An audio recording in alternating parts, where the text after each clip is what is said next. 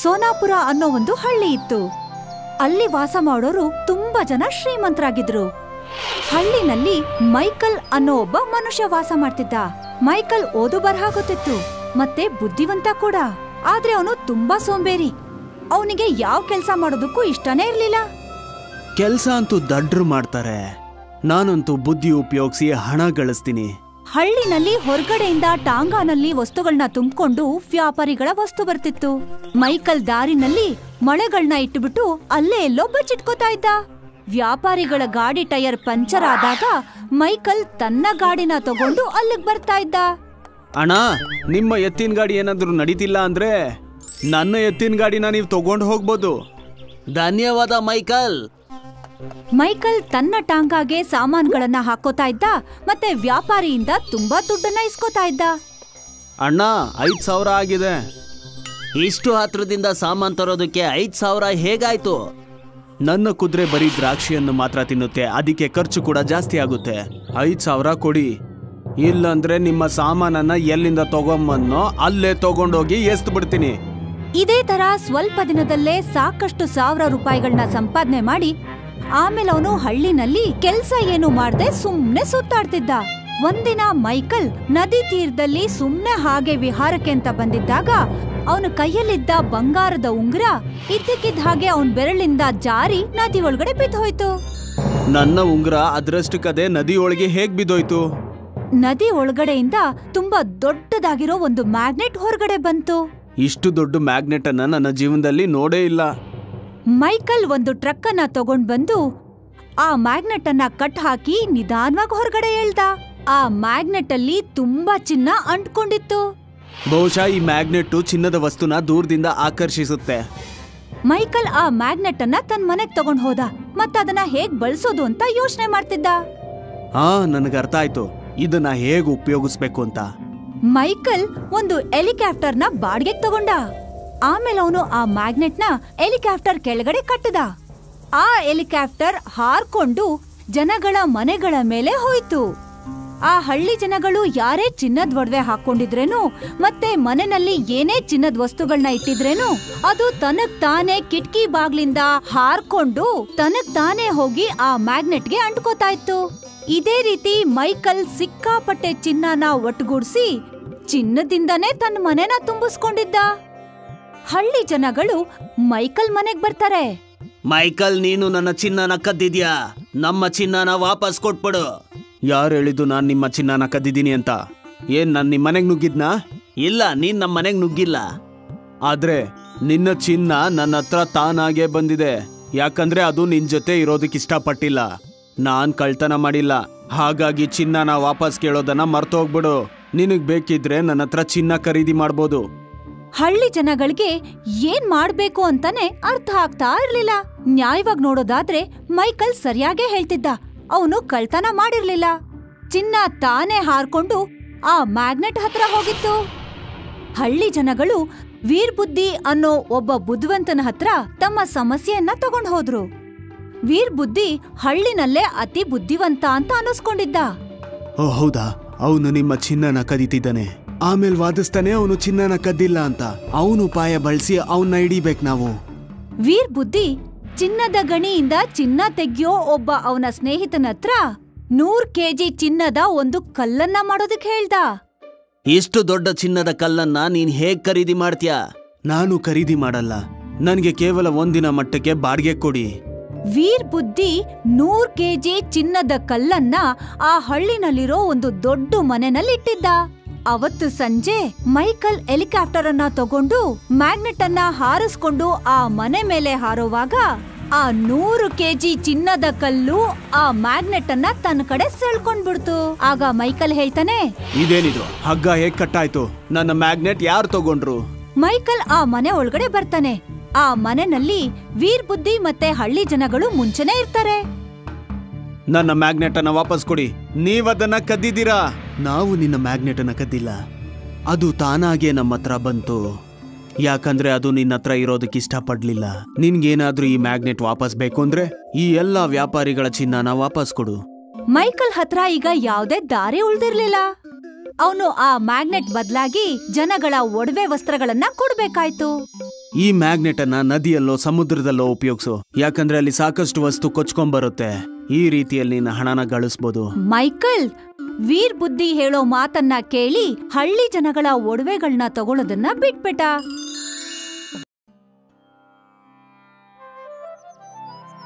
ಒಂದು ಗುಡಿಸ್ಲಲ್ಲಿ ರೋಹನ್ ಅನ್ನೋ ಒಬ್ಬ ಬಡ ಹುಡುಗ ತನ್ನ ತಾಯಿ ಮತ್ತೆ ಅಕ್ಕನ್ ಜೊತೆ ವಾಸ ಮಾಡ್ತಿದ್ದ. ಇವತ್ತಿನ್ನೂ ಎಷ್ಟೊತ್ತಿನ ತನಕ ಕಂಪ್ಯೂಟರ್ ಒಳಗಡೆನೆ ಇರ್ತೀಯಾ? ಮಮ್ಮಿ, ಇವನಿಗೆ ಹೇಳಿ ಇವಾಗ ಕಂಪ್ಯೂಟರ್ನ ನಾನ್ ಬಳಸ್ಬೇಕು ಅಂತ. ಇಡೀ ದಿನ ಆಗೋಯ್ತು, ಇವನು ಕಂಪ್ಯೂಟರ್ನ ಬಿಡೋದೇ ಇಲ್ಲ ಅಂತ ಹೇಳ್ತಾನೆ. ಅಮ್ಮ, ನಾನು ಸ್ಕೂಲಿನ ಅಸೈನ್ಮೆಂಟ್ ಅನ್ನ ಟೈಪ್ ಮಾಡ್ತಾ ಇದ್ದೀನಿ. ನಾಳೆ ನಾನು ಅದನ್ನ ಸಬ್ಮಿಟ್ ಮಾಡಬೇಕು. ರಾತ್ರಿ 10 ಗಂಟೆ ಆಯ್ತು. ಪ್ರಿಂಟ್ ಅನ್ನ ಎಲ್ಲಿಂದ ತಗೊಂಡ್ ಬರ್ತೀಯಾ? ಅರೆ ಇಲ್ಲ, 10 ಗಂಟೆ ಆಗೋಯ್ತಾ? ನನ್ಗದು ಗೊತ್ತಾಗ್ಲೇ ಇಲ್ಲ. ರೋಹನ್ ಕೂಡ್ಲೆ ಅಸೈನ್ಮೆಂಟ್ನ ಪೆನ್ ಡ್ರೈವಲ್ ಹಾಕೊಂಡು ಮಾರ್ಕೆಟ್ ಕಡೆ ಓಡ್ದ.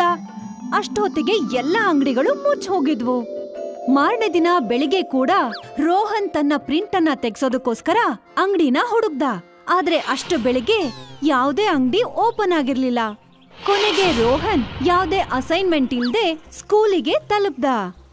ನಿನ್ನ ಅಸೈನ್ಮೆಂಟ್ ಎಲ್ಲಿದೆ ರೋಹನ್?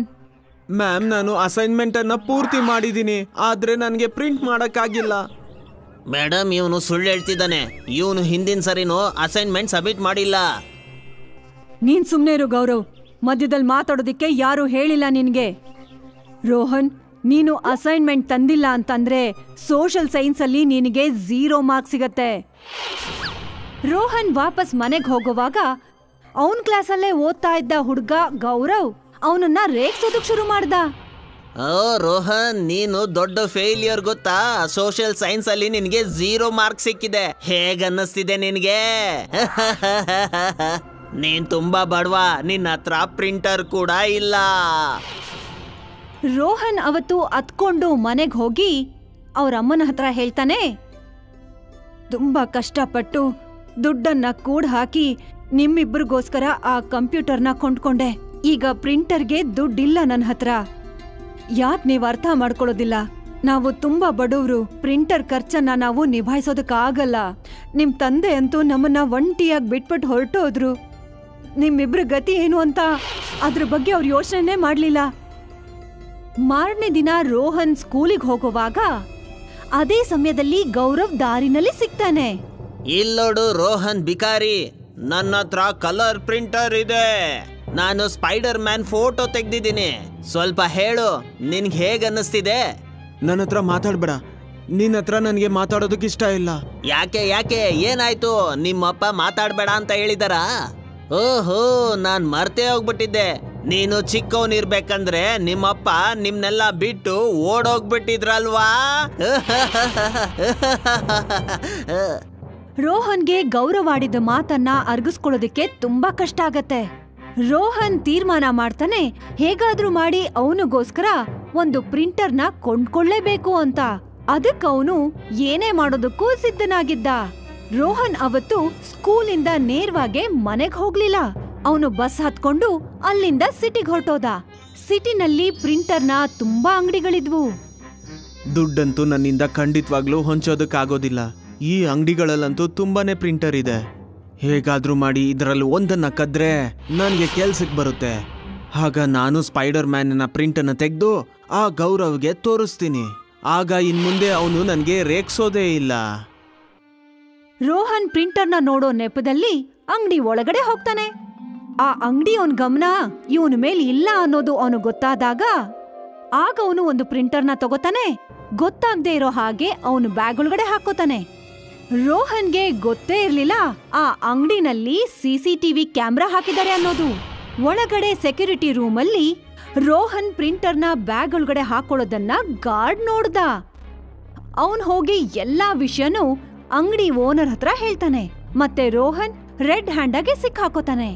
ಅಂಗಡಿ ಓನರ್ ರೋಹನ್ಗೆ ಸಿಕ್ಕಾಪಟ್ಟೆ ಹೊಡಿತಾನೆ. ನಾನು ಈಗ್ಲೇ ಪೊಲೀಸನ್ನ ಕರೆದು ನಿನ್ನ ಜೈಲಿಗೆ ಕಳಿಸ್ತೀನಿ. ಬೇಡ ಬೇಡ ಅಂಕಲ್, ನನ್ನ ಜೈಲಿಗೆ ಕಳಿಸ್ಬೇಡಿ. ನನ್ನನ್ನ ಕ್ಷಮಿಸ್ಬಿಡಿ, ನನ್ನ ಬಿಟ್ಬಿಡಿ. ರೋಹನ್ ತನ್ನ ಕೈಯನ್ನ ಬಿಡಿಸ್ಕೊಂಡು ಅಂಗಡಿಯಿಂದ ಓಡ್ ಹೋಗ್ತಾನೆ. ಅವನು ತುಂಬಾ ಹೊತ್ತಿನ ತನಕ ಒಂದೇ ಸಮ ಓಡ್ತಿರ್ತಾನೆ. ಅಂಗಡಿಯವರು ಯಾವುದೇ ಕಾರಣಕ್ಕೂ ಅವನ್ ಹಿಂದೆ ಬರಬಾರ್ದು ಅಂತ ಅವನ್ ಯೋಚಿಸ್ತಾನೆ.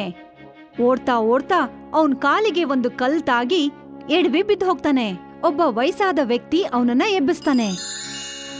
ಏನಾಯ್ತು ಮಗು, ಯಾಕ್ ನೀನು ಅಳ್ತಿದ್ಯಾ? ನಾನ್ ಅಳೋದ್ರಿಂದ ನಿಮ್ಗೇನಾಗ್ಬೇಕು? ನೀವೇನ್ ಮಾಡಕ್ಕಾಗುತ್ತೆ? ಬಹುಶಃ ನನ್ನಿಂದ ಏನು ಮಾಡೋದಕ್ ಸಾಧ್ಯ ಇಲ್ಲ, ಆದ್ರೆ ನಿನ್ನ ದುಃಖನ ಹೇಳಿದ್ರೆ ನಿನ್ನ ಹೃದಯ ಹಗುರ ಆಗುತ್ತೆ. ಹಾಗಾಗಿ ಏನಾಯ್ತು ಹೇಳು. ರೋಹನ್ ಎಲ್ಲಾ ವಿಷಯನೂ ವಯಸ್ಸಾಗಿರೋ ಅಜ್ಜನ್ ಹತ್ರ ಹೇಳ್ತಾನೆ. ಸರಿ, ಹಾಗಾದ್ರೆ ಇದನ್ನ ವಿಷಯ. ನಿನ್ಗೆ ಒಂದು ಪ್ರಿಂಟರ್ ಬೇಕು, ಬಾ ನನ್ ಜೊತೆ. ವಯಸ್ಸಾದ ಅಜ್ಜ ನದಿ ತೀರದಲ್ಲಿದ್ದ ತನ್ನ ಮನೆಗೆ ರೋಹನ್ನ ತನ್ನ ಜೊತೆ ಕರ್ಕೊಂಡು ಹೋಗ್ತಾನೆ. ಮತ್ತವನು ರೋಹನ್ಗೆ ಒಂದು ಪ್ರಿಂಟರ್ನ ಕೊಡ್ತಾನೆ. ನೀವ್ಯಾರು? ನಿಮ್ಗೆ ಹೇಗೆ ಈ ಅದ್ಭುತವಾದ ಪ್ರಿಂಟರ್ ಸಿಕ್ಕಿದೆ? ನಿನ್ಗೆ ಆ ವಿಷಯ ಎಲ್ಲ ಬೇಕಾಗಿಲ್ಲ. ನಿನ್ಗೆ ಪ್ರಿಂಟರ್ ಬೇಕಿತ್ತು, ನಾನು ಅದನ್ನ ಕೊಟ್ಟಿದ್ದೀನಿ. ನೀನೀಗ ಇದನ್ನ ತಗೊಂಡು ಮನೆಗೆ ಹೋಗು. ರೋಹನ್ ಪ್ರಿಂಟರ್ನ ತಗೊಂಡು ಮನೆಗೆ ಹೋಗ್ತಾನೆ. ಅವನು ಪ್ರಿಂಟರ್ನ ಕಂಪ್ಯೂಟರ್ಗೆ ಜೋಡಿಸಿ ಒಂದು ಪ್ರಿಂಟರ್ನ ತೆಗಿಬೇಕು ಅಂದ್ಕೊಂಡ. ಆದ್ರೆ ಪ್ರಿಂಟರ್ನಲ್ಲಿ ಪೇಪರ್ ಪ್ರಿಂಟಿನ ಜಾಗದಲ್ಲಿ ನೋಟ್ ಹೊರಗಡೆ ಬಂತು. ರೋಹನ್, ಈ ಪ್ರಿಂಟರ್ ಇಂದ ದುಡ್ಡು ಹೊರಗಡೆ ಬರ್ತಾ ಇದೆ. ಬಹುಶಃ ಏನೋ ತಪ್ಪಾಗಿರ್ಬೋದು, ನಾನು ಬೇರೆ ಕಮಾಂಡ್ ಅನ್ನ ಕೊಡ್ತೀನಿ. ರೋಹನ್ ಮತ್ತೆ ಪ್ರಿಂಟಿಗೆ ಕಮಾಂಡ್ ಕೊಟ್ಟ. ಆದ್ರೆ ಮತ್ತೆ ದುಡ್ಡು ಹೇಗ್ ಬಂತು ಅದ್ರಲ್ಲಿ? ನನ್ಗನ್ಸತ್ತೆ ಈ ಪ್ರಿಂಟರ್ ದುಡ್ಡು ಕೊಡುತ್ತೆ ಅಂತ. ರೋಹನ್ ಆ ಪ್ರಿಂಟರ್ ಇಂದ ಒಂದಷ್ಟು ಸಾವಿರ ತಗೊಂಡು ಮಾರನೇ ದಿನ ಅವನು ಕಳ್ತನ ಮಾಡಿ ಸಿಕ್ಕಾಕೊಂಡಂತ ಅಂಗಡಿಗೆ ಮತ್ತೆ ಪುನಃ ಹೋಗ್ತಾನೆ. ನಿನ್ನೆ ಏನ್ ನಡೀತು? ನಾನು ಅದಕ್ಕೆ ಕ್ಷಮೆ ಕೇಳ್ತೀನಿ. ನಾನಿವತ್ತು ಪ್ರಿಂಟರ್ನ ಕದಿಯೋದಕ್ಕಲ್ಲ, ಖರೀದಿ ಮಾಡೋದಕ್ ಬಂದಿದ್ದೀನಿ. ಈ ಹಣನ ತಗೊಳ್ಳಿ, ನನ್ಗೆ ತುಂಬಾ ಲೇಟೆಸ್ಟ್ ಆಗಿರೋ ಪ್ರಿಂಟರ್ನ ಕೊಡಿ. ರೋಹನ್ ಪ್ರಿಂಟರ್ನ ತಗೊಂಡು ಮನೆಗ್ ಬಂದು ಮಾರನೇ ದಿನ ಅವನು ಗೌರವ್ಗೆ ಸ್ಪೈಡರ್ ಮ್ಯಾನ್ ಪ್ರಿಂಟರ್ನ ತೋರಿಸ್ತಾನೆ. ಇದು ನೋಡು ಗೌರವ್, ಬಹುಶಃ ನಿನ್ ಪ್ರಿಂಟರ್ ಕ್ವಾಲಿಟಿ ಕೂಡ ಇಷ್ಟು ಚೆನ್ನಾಗಿರೋದಿಲ್ಲ. ನನ್ನ ಪ್ರಿಂಟರು ಅಷ್ಟು ಚೆನ್ನಾಗಿದೆ. ಗೌರವ್ ರೋಹನ್ ಮುಖ ನೋಡ್ಕೊಂಡೇ ನಿಂತುಬಿಟ್ಟ. ಈ ಬಡವನ ಹತ್ರ ಇಷ್ಟೊಂದು ದುಬಾರಿ ಪ್ರಿಂಟರು ಹೇಗ್ ಬಂತು? ಆವತ್ತಿನ ದಿನ ಸ್ಕೂಲ್ ಮುಗ್ದ ನಂತರ ಗೌರವ್ ರೋಹನ್ನ ಹಿಂಬಾಲಿಸ್ಕೊಂಡ್ ಹೋದ. ಅವನು ರೋಹನ್ ಮನೆ ಹಿಂಭಾಗದಲ್ಲಿ ಬಚ್ಚಿಟ್ಕೊಂಡು ಮನೆಲಾಡೋ ಪ್ರತಿಯೊಂದು ಮಾತುಗಳನ್ನು ಕೇಳಿಸ್ಕೊಂಡ. ರೋಹನ್, ಯಾರ್ ನಿನಗೆ ಈ ದುಡ್ಡು ಕೊಡೋ ಅಂತ ಪ್ರಿಂಟರ್ನ ಕೊಟ್ಟಿದಾರೋ ಅವ್ರ ಹತ್ರ ಒಂದ್ಸಲ ನೀನ್ ಹೋಗಿ ಅವರಿಗೆ ಥ್ಯಾಂಕ್ ಯು ಹೇಳಲೇಬೇಕಲ್ವಾ? ಹಾ, ನೀನಂತೂ ಸರಿಯಾಗಿ ಹೇಳ್ದೆ.